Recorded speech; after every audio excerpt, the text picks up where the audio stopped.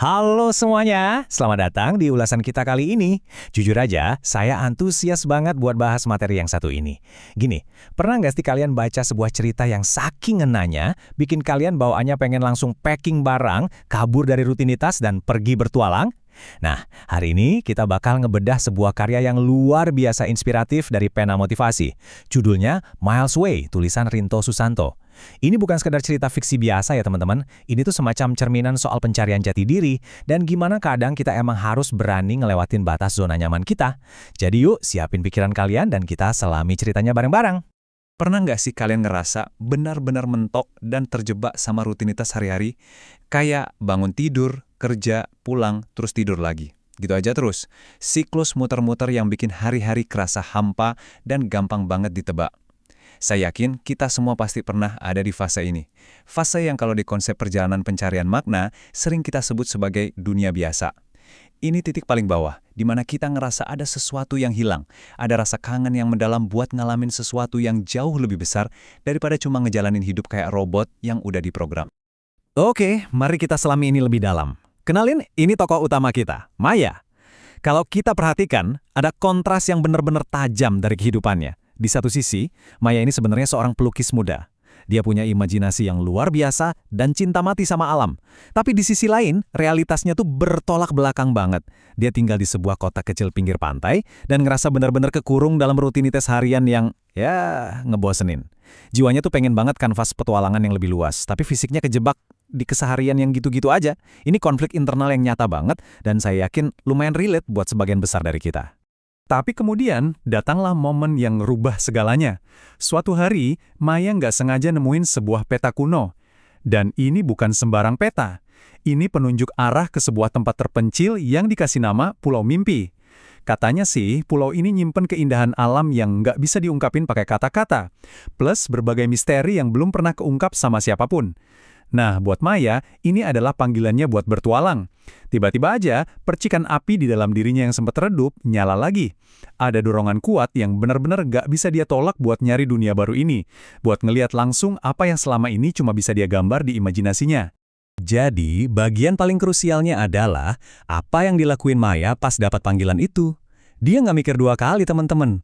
Tanpa ragu sedikit pun, dia ngambil keputusan tegas buat ngubah hidupnya.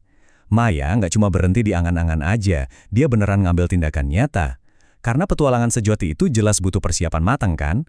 Dia mulai siapin perbekalan sedetail mungkin, belajar ilmu navigasi dengan serius, dan yang paling penting, dia nyiapin fisik dan mentalnya. Dia sadar betul kalau ninggalin kota kecilnya, berarti dia harus siap ngadepin hal-hal di luar kendali. Keberanian buat langsung bertindak inilah yang sebenarnya jadi fondasi buat setiap perubahan besar dalam hidup. Sekarang coba kita telusuri timeline perjalanannya. Keluar dari zona nyaman tuh nggak pernah nyunjingin jalan yang mulus. Dan Maya benar-benar ngelewatin ujian berat di fase ini. Di hari ke-1 dia mulai berlayar dengan semangat menggebu-gebu. Tapi pas masuk minggu ketiga, realitas langsung ngehantam dia keras banget. Dia harus berjuang mati-matian ngelawan badai laut yang parah dan ngarungin lautan yang seolah nggak ada ujungnya.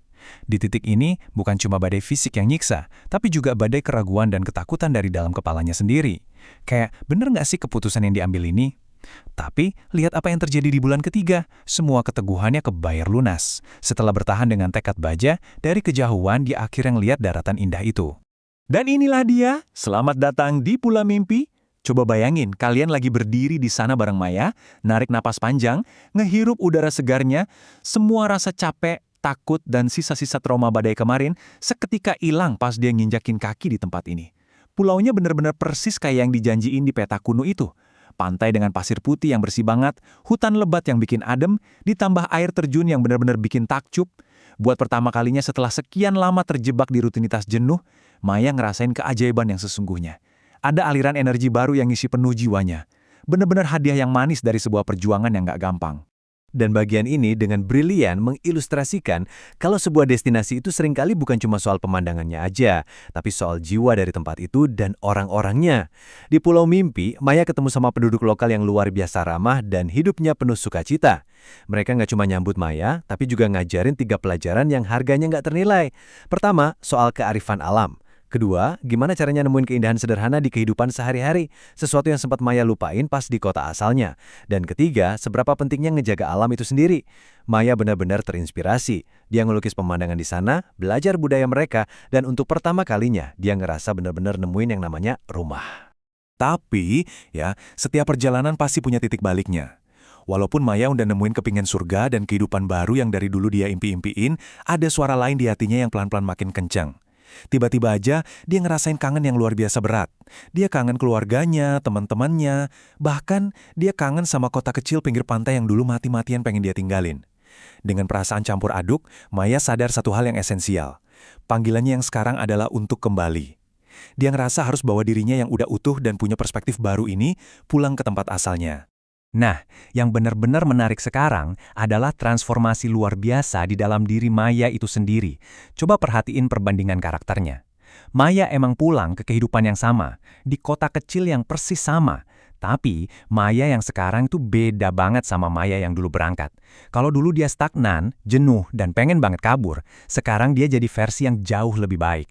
Seseorang yang kini bisa menghargai keindahan-keindahan kecil di sekitarnya, yang tetap punya jiwa petualang di dalam hatinya, dan selalu punya pikiran yang terbuka. Lingkungannya sih nggak berubah sama sekali ya, tapi perspektif dan cara pandangnya lah yang udah berubah total buat selamanya. Sahabatku, mari kita renungin sebentar satu kutipan yang dalam banget dari penulisnya ini. Ini semacam rangkuman buat pesan moral cerita kita hari ini. Di balik setiap mil yang kita tempuh, ada pelajaran, keajaiban, dan kehidupan baru yang menanti kita. Cerita Miles Away ini ngingetin kita dengan cara yang indah banget kalau kadang-kadang untuk nemuin siapa diri kita sebenarnya, kita emang harus berani ngambil langkah jauh, ngelewatin batas-batas nyaman yang selama ini ngurung kita.